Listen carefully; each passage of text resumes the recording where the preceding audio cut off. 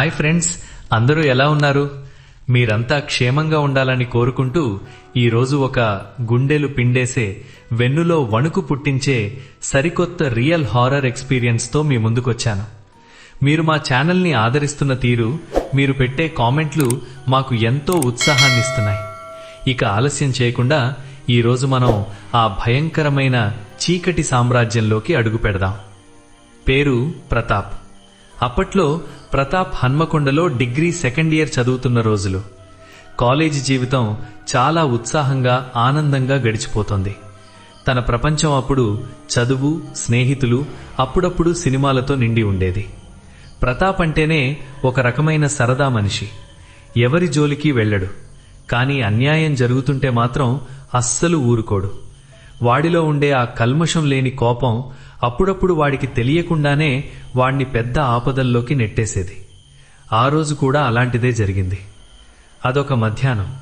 Lunch break తర్వాత క్లాసులన్నీ మొదలవుతున్నాయి. College క్యాంపస్లో కొద్దిగా సందడి తగ్గి అంతా క్లాసుల వైపు వెళ్తున్నారు. ప్రతాప్ కూడా తన స్నేహితులతో కలిసి నవ్వుతూ మాట్లాడుకుంటూ క్లాస్ వైపు వెళుతున్నాడు. ఆ సమయంలో దూరంగా ఒక చెట్టు కింద ఉన్న బెంచ్ దగ్గర ఎవరో ఏడుస్తున్న చప్పుడు వినిపించింది వాడికి. అది వాడి క్లాస్మేట్ మాధురి గొంతులా అనిపించడంతో ప్రతాప్ కాసేపు ఆగి తన స్నేహితులకు, మీరు వెళ్ళండి, నేను వస్తాను అని చెప్పి ఆ బెంచ్ వైపు అడుగులు వేశాడు. దగ్గరికి వెళ్ళగా అక్కడ మాధురి ఏడుస్తూ నిలబడి ఉంది. తన ఎదురుగా ఒక 5 అడుగుల పొడుగున్న, ఒంటి నిండా టాటూలతో ఉన్న ఒక కుర్రాడు నిలబడి తన చేతిని పట్టుకుని లాగుతున్నాడు. వాడి కళ్లల్లో ఒక రకమైన కామం, క్రూరత్వం స్పష్టంగా కనబడుతున్నాయి. మాధురి కళ్లల్లో భయం. హెల్ప్లెస్గా ఆ కుర్రాడి చేతుల్లో నుండి తన చేతిని విడిపించుకోవాలని పెనుగులాడుతోంది. అంతే, ప్రతాప్కి ఒక్కసారిగా ఒళ్ళు మండింది. తన కళ్ల ముందు తన క్లాస్మేట్ని, తన స్నేహితురాల్ని ఎవడో ఆకతాయి ఇలా వేధిస్తుంటే ప్రతాప్ చూస్తూ ఊరుకోలేకపోయాడు. వాడి మెదడుకి వేడెక్కినట్టుగా అనిపించింది. వీణ్ణి ఇప్పుడే చితకబాదాలి అని ఒకటే ఆలోచన.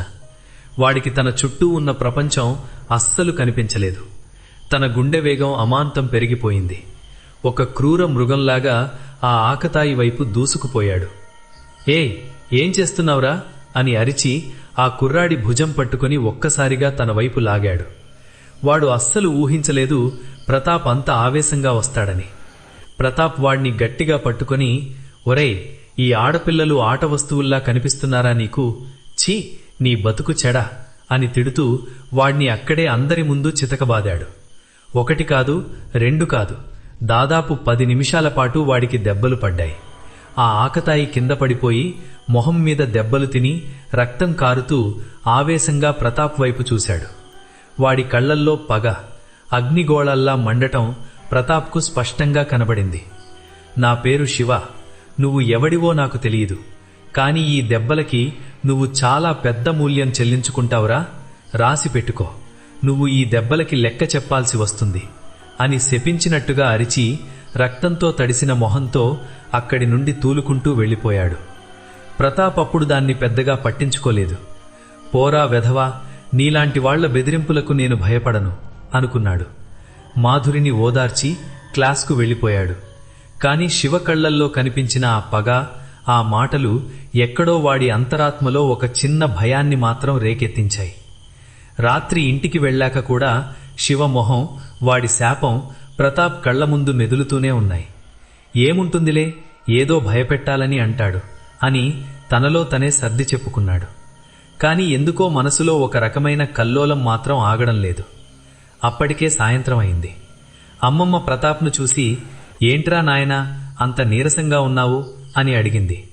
ఏం లేదమ్మమ్మా, కొంచెం అలసిపోయాను అని చెప్పి స్నానం చేసి వచ్చి తన గదిలోకి వెళ్ళిపోయాడు. ఆ రోజు రాత్రి నుండే ప్రతాప్ జీవితం నరకంగా మారింది. ఆ రోజు రాత్రి ప్రతాప్ తన గదిలోకి వెళ్ళగానే ఒక తెలియని చలి ఒంటి నిండా పాకినట్టు అనిపించింది. గదిలో వాతావరణం అప్పటి వరకు ఉన్న వేడిని పోగొట్టుకొని ఒక్కసారిగా చాలా చల్లగా, నిశ్శబ్దంగా మారింది. కిటికీలోంచి చిన్నగా చల్లగాలి వస్తున్నా ఆ చలి వేరు. అది చర్మం లోపలికి చొచ్చుకొని పోయే ఒక అదృశ్యమైన, భయంకరమైన చలి. ప్రతాప్కి ఒంటి నిండా ముళ్ళు పొడిచినట్టు అనిపించింది. ఏమైందో ఏమో తెలియదు, తన గుండెలో ఒక తెలియని భయం మొదలైంది. తలుపు వేసి లైట్ ఆన్ చేసి చూశాడు. గదంతా మామూలుగానే ఉంది. తన పుస్తకాలు, తన బట్టలు, తన మంచం అంతా మామూలే. కాని ఆ వాతావరణం, ఆ చలి మాత్రం తనను ఏదో వెంటాడుతున్నట్టు అనిపించింది. ప్రతాప్ మంచం మీద కూర్చుని ఆ రోజు జరిగిన సంఘటన గురించి ఆలోచించడం మొదలుపెట్టాడు. శివశాపం, వాడి కళ్లల్లో పగ, ఇవన్నీ తన మనసులో మెదులుకున్నాయి. అయ్యో, దెబ్బలెక్కువ పడ్డాయా ఏంటి వాడికి, అందుకే అలా కోపంగా వెళ్లాడేమో అనుకున్నాడు. కాని ఎందుకో తనకి తాను నచ్చచెప్పుకోలేకపోయాడు. ఒక రకమైన అసౌకర్యం, అపరాధ భావం తనను చుట్టుముట్టాయి. మెల్లగా మంచం మీద పడుకున్నాడు. లైట్ ఆర్పేశాడు. గదిలో చిమ్మ చీకటి అలుముకుంది. ఆ చీకటి తనలో ఉన్న భయాన్ని మరింత పెంచింది. బయట రాత్రిపూట వచ్చే మామూలు శబ్దాలు కూడా ఏదో భయంకరమైన సవ్వడిలా అనిపించాయి. దూరం నుండి వినిపించే కుక్క అరుపులు, చెట్ల ఆకులు కదిలే శబ్దం అన్నీ తనకి ఏదో చెడు జరగబోతున్నట్టు సంకేతాలిస్తున్నట్టు అనిపించాయి. కళ్ళు మూసుకున్నాడు. ఎంత ప్రయత్నించినా నిద్ర రావడం లేదు. ఒంటి నిండా తెలియని భారం, ఏదో అలసట. ఆలోచనలు అస్సలు ఆగడం లేదు. ఎప్పుడో చాలాసేపటికి అలసట వల్ల కావచ్చు నిద్రలోకి జారుకున్నాడు. అది ఒక గాఢ నిద్ర కాదు, సగం మెలకువ, సగం నిద్ర మధ్యలో ఉండే ఒక చిత్రమైన స్థితి. సరిగ్గా అర్ధరాత్రి 2 గంటల సమయం. ఆ సమయంలో ఏదో తెలియని చప్పుడు, ఒక రకమైన మూలుగు, పెడబొబ్బలు తన చెవుల్లో వినిపించినట్టు అనిపించింది. ప్రతాప్ నిద్రలో ఉన్నాడు కాని తన చుట్టూ ఏదో జరుగుతున్నట్టు, ఎవరో తన మంచం చుట్టూ నిలబడినట్టు ఒక స్పృహ. ఒంటి నిండా ఒక్కసారిగా చలిపట్టినట్టు అనిపించింది. నుదుట చెమటలు పట్టాయి. తన గుండె వేగం పెరిగింది. ఏదో జరుగుతుంది, కళ్ళు తెరవాలి అనిపించింది. కాని కళ్ళు తెరవడానికి అస్సలు ధైర్యం సరిపోలేదు. శరీరం కూడా తన ఆధీనంలో లేనట్టు అనిపించింది. తను లేవడానికి ప్రయత్నిస్తున్నాడు కాని మెదడు ఆదేశాలకు శరీరం లొంగడం లేదు. ఏదో శక్తి తనను కదలనివ్వకుండా మంచానికి అతుక్కుపోయినట్టు అనిపించింది. భయం తన కంఠాన్ని పిండేసింది. అరవడానికి ప్రయత్నించినా గొంతులో నుండి చిన్న శబ్దం కూడా రాలేదు. ఇక అప్పటికే కళ్ళు మెల్లగా తెరుచుకున్నాయి. గుండె ఆగినంత పని అయ్యింది. తన కళ్ల ముందు, తన మంచం చుట్టూ ఒకరు కాదు, ఇద్దరు కాదు, 3 వ్యక్తులు నిలబడి ఉన్నారు. వాళ్ల రూపం, అది చూసిన తర్వాత ప్రతాప్ మెదడు ఒక క్షణం స్తంభించిపోయింది. భయం తన శరీరాన్ని, మనసుని పూర్తిగా ఆక్రమించేసింది. అది ఒక పీడకల కాదు, నిజంగానే అనిపించింది. వాళ్ల మొహాలు ఎంత భయంకరంగా ఉన్నాయంటే ఆ దృశ్యం జీవితాంతం మర్చిపోవడం అసాధ్యం. వాళ్ల కళ్ళు పీకేసి ఉన్నాయి. కళ్ల గుంటల్లో నుండి నల్లటి రక్తం చిమ్ముతోంది. ఆ రక్తం వాళ్ల చెక్కిళ్ల మీదుగా కిందకి కారుతోంది. వాళ్ల మొహాలు రక్తం, మట్టితో నిండిపోయి ఉన్నాయి. వాళ్ల నోట్లో కూడా మట్టి నిండిపోయి భయంకరంగా తెరిచి ఉన్నాయి. ఆ నోటి నుండి ఒక రకమైన మూలుగు, ఏడుపు కలిపిన ఒక భయంకరమైన శబ్దం వస్తోంది. అది అరుపు కాదు, రోదన కాదు, ఒక ప్రాణం నరకం అనుభవిస్తున్నప్పుడు వచ్చే భయంకరమైన ధ్వని అది. వాళ్ల శరీరం తెల్లగా, ఎముకలు బయటపడినట్టు రాత్రి చీకట్లో మరింత వికారంగా కనిపిస్తోంది. వాళ్ల బట్టలు చిరిగిపోయి, మట్టి అంటిపోయి ఏదో పాతకాలం నాటివిలా ఉన్నాయి.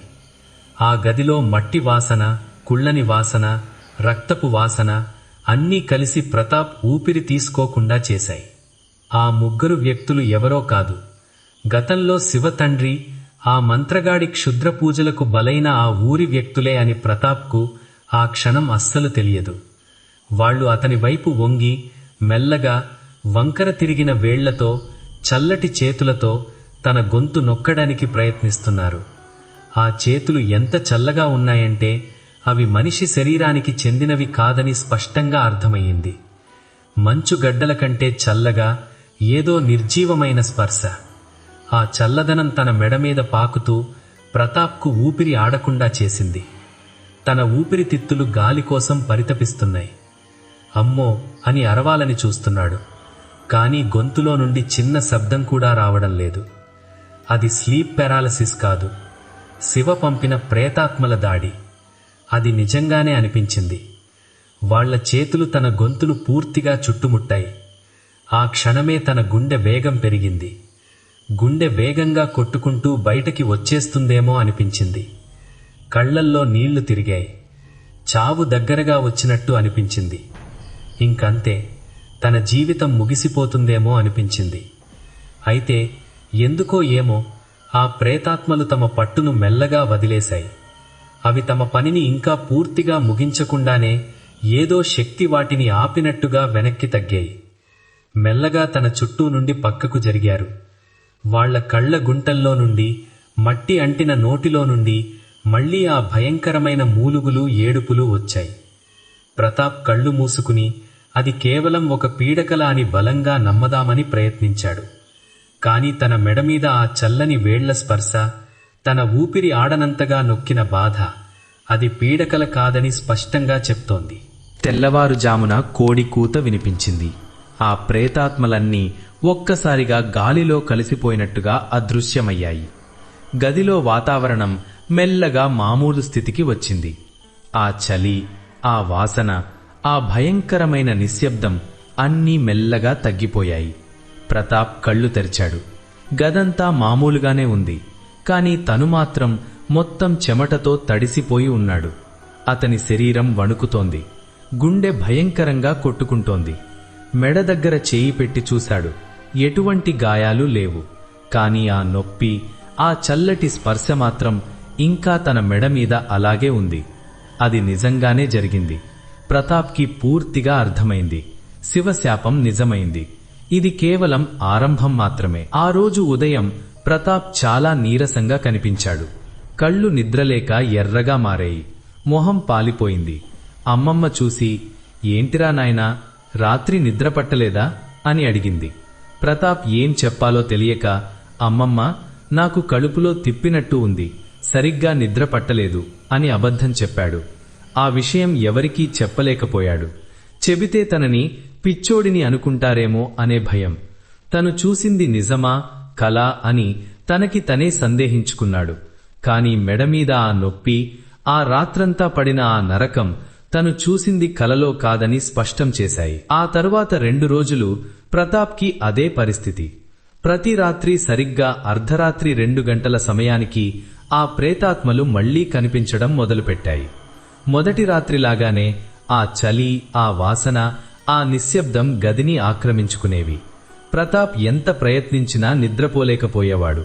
కళ్ళు మూసుకున్నా మళ్లీ ఆ దృశ్యమే తన కళ్ల ముందు మెదులుతూ ఉండేది.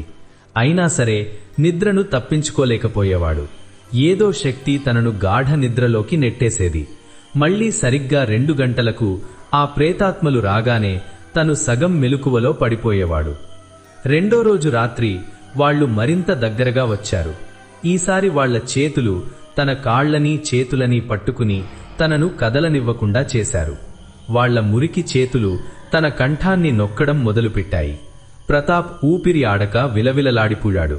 తనలో భయం పూర్తిగా పెరిగింది. కేవలం చావు మాత్రమే తన ముందు కనిపించింది. తన లోపల ఉన్న ప్రాణం బయటికి వెళ్లిపోతున్నట్టు అనిపించింది. వాళ్ల మూలుగులు, ఏడుపులు మరింత పెద్దవి అయ్యాయి. ప్రతాప్ మెదడు పనిచేయడం మానేసింది. తను పిచ్చివాడైపోతానేమో అనిపించింది. తెల్లవారగానే ఆత్మలు మళ్లీ మాయమయ్యాయి. ప్రతాప్ శరీరం మొత్తం నొప్పులతో, అలసటతో నిండిపోయింది. కళ్ళు లోతుకుపోయాయి. వాడి శరీరం మరింత నీరసించిపోయింది. మూడో రోజు ప్రతాప్ కాలేజీకి కూడా వెళ్లలేకపోయాడు. బలవంతంగా వెళ్లినా క్లాస్లో కూర్చోలేకపోయాడు. తన కళ్ళు నిద్రలేక మంట పెడుతున్నాయి. క్లాస్లో కూర్చొని ఉన్నా తన దృష్టి అంతా రాత్రి రాబోయే ఆ భయంకరమైన క్షణం మీదే ఉంది. ప్రతి క్షణం ఒక యుద్ధంలా అనిపించింది. మధ్యాహ్నం ఇంటికి రాగానే అమ్మమ్మ ప్రతాప్ను చూసి ఒక్కసారిగా షాక్ అయ్యింది. ఏమైందిరా నాన్నా, నీకు ఒళ్ళు వేడిగా ఉందా, జ్వరం వచ్చిందా అని కంగారుగా పలకరించింది. ఏం లేదమ్మమ్మ, కొంచెం అలసిపోయాను అంతే అని ప్రతాప్ అబద్ధం చెప్పినా అమ్మమ్మ నుంచి ఆ విషయం దాచడం సాధ్యం కాలేదు. ఆ రోజు రాత్రి ప్రతాప్ తన గదిలో ఒంటరిగా ఉండటానికి అస్సలు ధైర్యం చేయలేకపోయాడు. లైట్ ఆన్ చేసి కుర్చీలో కూర్చొని నిద్రపోవాలని ప్రయత్నించాడు. కాని నిద్ర ఎక్కడ తనను ఆవహిస్తుందో, మళ్లీ ఆ భయంకరమైన ప్రేతాత్మలు వస్తాయోనన్న భయంతో తనను తాను నియంత్రించుకోలేకపోయాడు. ఇక అప్పటికే అర్ధరాత్రి 2 గంటల సమయం మళ్లీ వచ్చింది. ఈసారి ఆ ప్రేతాత్మలు రావడం, ఆ చలి పెరగడం, ఆ వాసన రావడం ప్రతాప్ అన్నీ స్పష్టంగా గమనించాడు. వాళ్లు మళ్లీ తన మంచం చుట్టూ నిలబడ్డారు.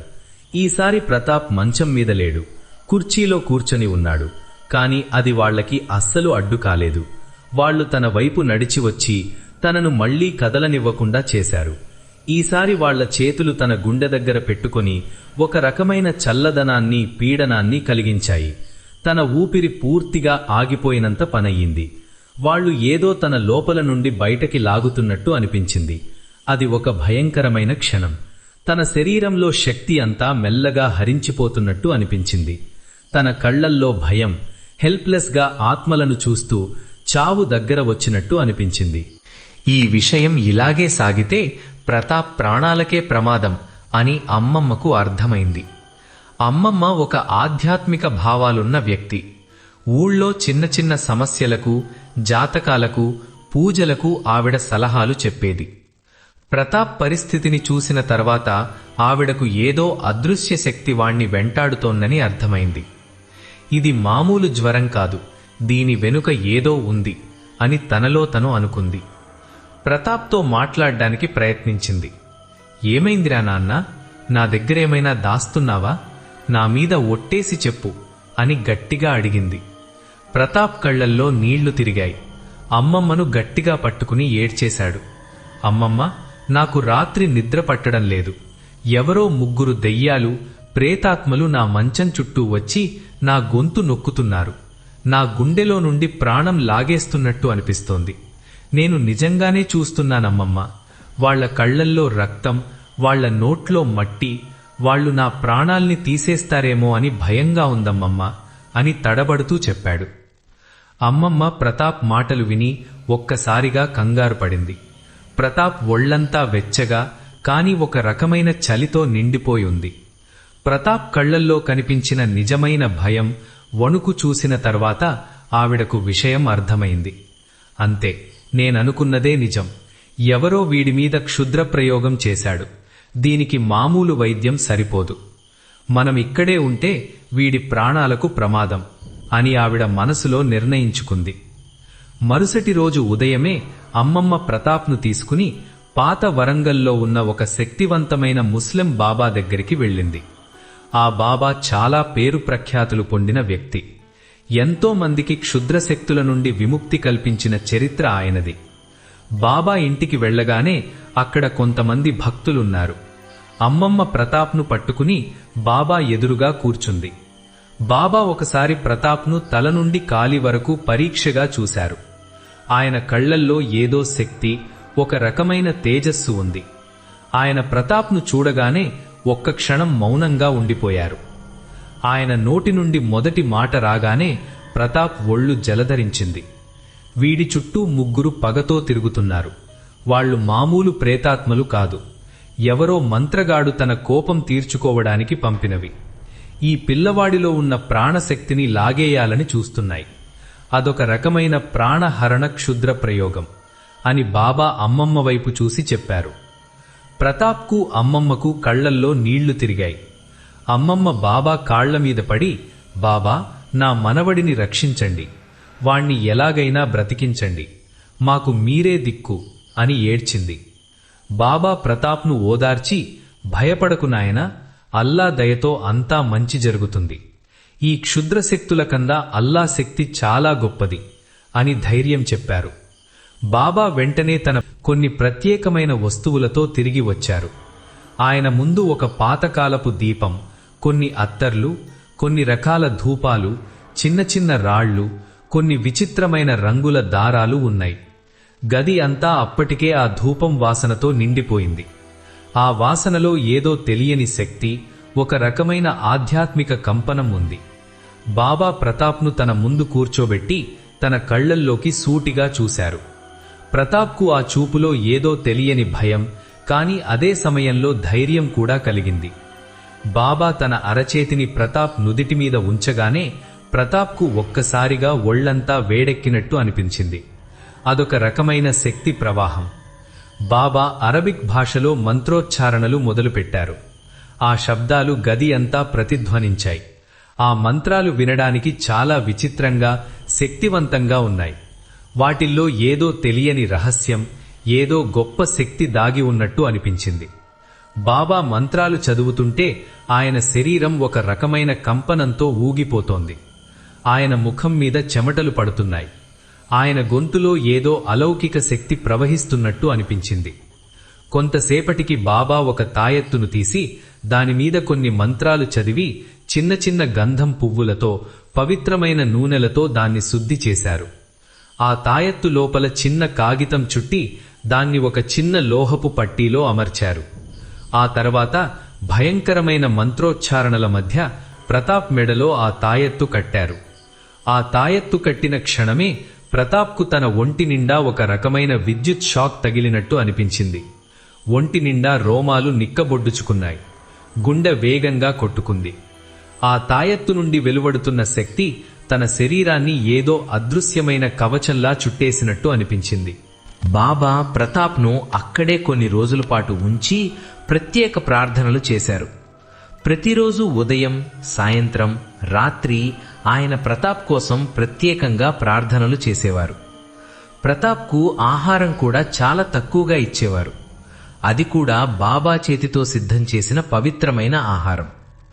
బాబా ఇంట్లో వాతావరణం మొత్తం ఆధ్యాత్మికంగా, ప్రశాంతంగా ఉంది. కాని ప్రతాప్కు మాత్రం ఇంకా ఆ భయం పూర్తిగా వదల్లేదు. ప్రతి రాత్రి నిద్రపోవాలంటే భయంగా ఉండేది. ఆ రాత్రులలో బాబా ప్రార్థనలు చేస్తుంటే ఆ ఇంటి బయట ఉన్న చెట్ల నుండి వింత వింత కేకలు, ఆత్మల ఏడుపులు వినిపించేవి. మొదటి రాత్రి ప్రతాప్ ఆ శబ్దాలు విని చాలా భయపడిపోయాడు. తన గుండె నోట్లోకి వచ్చినంత పనయింది. ఆ శబ్దాలు మామూలు శబ్దాలు కావు. అవి బాధతో, కోపంతో, పగతో కూడిన భయంకరమైన ఏడుపులు.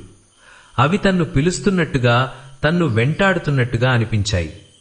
ప్రతాప్ కిటికీలోంచి బయటికి చూడటానికి ప్రయత్నించాడు. కాని బాబా ఆయనను కదలనివ్వకుండా ఆపారు. భయపడకు నాయనా, అవి లోపలికి రాలేవు. ఈ ప్రార్థనల శక్తి ముందు అవి లొంగిపోతాయి.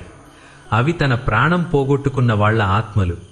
నీ మీద పగ తీర్చుకోవాలని చూస్తున్న మంత్రగాడి కోపం అవి అని చెప్పారు. బాబా మంత్రాలు చదువుతుంటే ఆ ఏడుపులు మరింత పెద్దవి అయ్యేవి. ఒక రకమైన యుద్ధం జరుగుతున్నట్టుగా అనిపించేది. ఆ ఇంటి చుట్టూ ఏదో అదృశ్యమైన పోరాటం జరుగుతున్నట్టు, రెండు శక్తులు ఒకదానితో ఒకటి తలపడుతున్నట్టు స్పష్టంగా అర్థమైంది. కొన్నిసార్లు కిటికీ అద్దాలు వణికినట్టు అనిపించేది. బాబా ఒక్కసారిగా తన గొంతు పెంచి మంత్రాలు చదివినప్పుడు ఆ ఏడుపులు కాసేపు ఆగి మళ్లీ మొదలయ్యేవి. కాని బాబా శక్తి ముందు ఆ క్షుద్ర శక్తులు లొంగిపోక తప్పలేదు.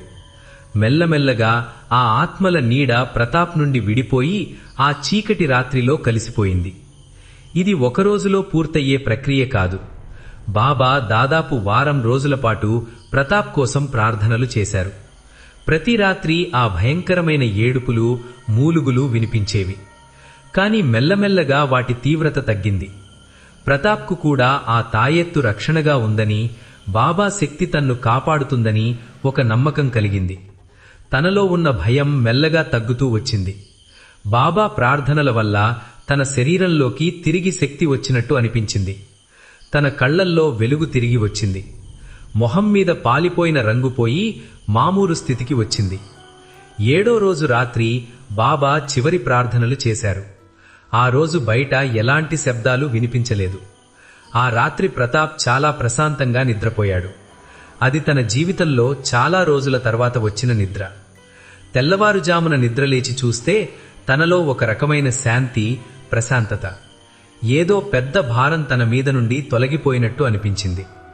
బాబా ప్రతాప్ను చూసి నవ్వారు. ఇక నువ్వు సురక్షితంగా ఉన్నావు నాయనా. ఆ క్షుద్రశక్తుల నుండి విముక్తి పొందావు. కాని గుర్తుపెట్టుకో, మళ్లీ ఎప్పుడూ ఎవరికీ హాని చేయవద్దు. నీ కోపం నిన్ను ఇలాంటి ఆపదల్లోకి నెడుతుంది. ఈ తాయెత్తును ఎప్పుడూ తీయకు, ఇది నిన్ను కాపాడుతుంది అని సలహా ఇచ్చారు. అలా ప్రతాప్ ఆ మంత్రగాడి పగ నుండి ప్రాణాలతో బయటపడ్డాడు. అమ్మమ్మ బాబాకు ధన్యవాదాలు చెప్పి తమ ఇంటికి తిరిగి వచ్చారు. ఇంటికి వచ్చిన తర్వాత కూడా ప్రతాప్ కొన్ని రోజులు పూర్తిగా మామూలు మనిషి కాలేకపోయాడు. రాత్రి పడుకుంటే మళ్లీ ఆ భయంకరమైన ప్రేతాత్మలు వస్తాయేమోనన్న చిన్న భయం తన మనసులో ఉండిపోయింది. ప్రతి రాత్రి నిద్రపోయే ముందు ఆ తాయెత్తును పట్టుకుని బాబా చెప్పిన మాటలు గుర్తు చేసుకునేవాడు. తన చుట్టూ ఒక రకమైన అదృశ్యమైన రక్షణ కవచం ఉన్నట్టు అనిపించేది. ప్రతాప్ కాలేజీకి తిరిగి వెళ్లడం మొదలుపెట్టాడు. శివ గురించి ఆలోచించడం మానేశాడు. తన జీవితంలో జరిగిన ఆ భయంకరమైన సంఘటనను ఒక చెడ్డ కలలో చూసినట్టుగా మర్చిపోవాలని ప్రయత్నించాడు. కానీ కొన్నిసార్లు రాత్రిపూట గదిలో చల్లగాలి వీస్తే ఒంటి నిండా ఒక్కసారిగా ముళ్ళు పొడిచినట్టు అనిపించేది. దూరం నుండి కుక్కలు ఏడుస్తున్న శబ్దం వినిపిస్తే తన గుండె వేగం పెరిగేది. ఆ ప్రేతాత్మల భయంకరమైన మొహాలు, వాటి కళ్లల్లో రక్తం, నోట్లో మట్టి, ఈ దృశ్యాలు ఇంకా తన కళ్ల ముందు మెదులుతూనే ఉన్నాయి. ఆ తాయెత్తును ప్రతాప్ ఎప్పుడూ తన మెడ నుండి తీయలేదు. అది కేవలం ఒక లోహపు వస్తువు కాదు, అది తన ప్రాణాన్ని కాపాడిన ఒక కవచం, ఒక రక్ష. ప్రతాప్ ఆ రోజు నుండి మరింత జాగ్రత్తగా ఉండటం నేర్చుకున్నాడు. కోపం తెచ్చుకునే ముందు 2 సార్లు ఆలోచించడం మొదలుపెట్టాడు. ఎవరికీ హాని చెయ్యకూడదని, కానీ అదే సమయంలో అన్యాయాన్ని చూస్తూ ఊరుకోకూడదని ఒక నిర్ణయానికి వచ్చాడు. కానీ ప్రతాప్ జీవితంలో జరిగిన ఈ సంఘటన అదృశ్య శక్తులు నిజంగానే ఉన్నాయని, అవి మనిషి జీవితాన్ని ఎంతగా ప్రభావితం చెయ్యగలవో రుజువు చేసింది. ప్రతాప్ ఈ రోజుకు కూడా తన మెడలో ఆ తాయెత్తును ధరించే ఉంటాడు. తన జీవితంలో జరిగిన ఆ నరకం, ఆ భయంకరమైన అనుభవం తనను ఎప్పుడూ వెంటాడుతూనే ఉంటాయి. అవి జీవితాంతం ఒక చేదు జ్ఞాపకంగా వెంటాడుతూనే ఉంటాయి. మీలో కూడా ఇలాంటి అనుభవాలు ఏవైనా ఉంటే కింద కామెంట్స్లో మాతో పంచుకోండి. ఈ కథ మీకు నచ్చినట్లయితే వీడియోని లైక్ చేసి ఛానల్ని సబ్స్క్రైబ్ చేయడం మర్చిపోకండి. పక్కనే ఉన్న బెల్ ఐకాన్ను కూడా క్లిక్ చేయండి. అప్పుడే నేను కొత్త వీడియోలు పెట్టినప్పుడు మీకు నోటిఫికేషన్ వస్తుంది.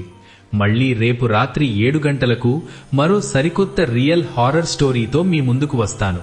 అంతవరకు సెలవు.